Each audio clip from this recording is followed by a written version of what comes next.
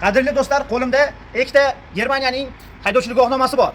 Birinchisi Germaniyada o'qib olingan, ikkinchisi esa Litva, Latviyada o'qib kelib, bu yerda Germaniya pravosiga almashtirilgan.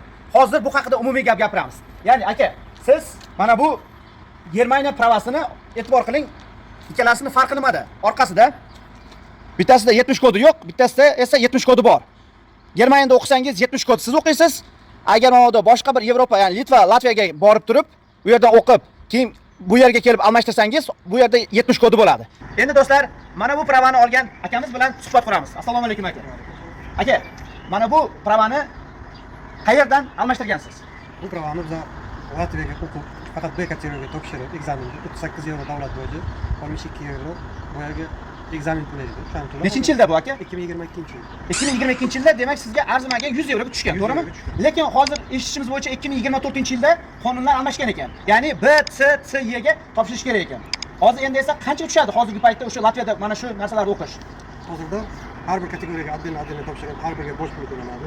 U har qanaqasiga arendaga mashinani olinadi, chunki грузовой mashin, katta mashin aloqaga yo'q. CSD'ni o'ziga uni arendaga olib, kelib bu yerga ochilib olinib, har bir vojdenisi uchun pul to'lanadi. O'tolmasangiz, mana bittasidan o'tmasangiz, keyingisiga ochilib olib, yana arendaga mashinani olib, yana ekzamin uchun pul to'lanadi. Bittada o'tganda qancha ketadi? Bittada hammasini o'tsa agar 500 dan sal ziyodroq ketishi mumkin. Demak do'stlar, bu ajoyib. Ya'ni sizlarni o'rningizda bo'lganda men Latviya yoki Litvadan pravani almashtirib kelib, arzimagan 500 euroga va mana bu Germaniyaga kelsangiz, Yevropeyskiy prava bo'lganligi uchun bu pravani almashtirib berishadi. Sizlar do'stlar menga o'xshab 4500 euroga tushishni xohlamasangiz, Litva va Latviya orqali imtihon topshirib, mana bu pravani qo'lga kiritib keling.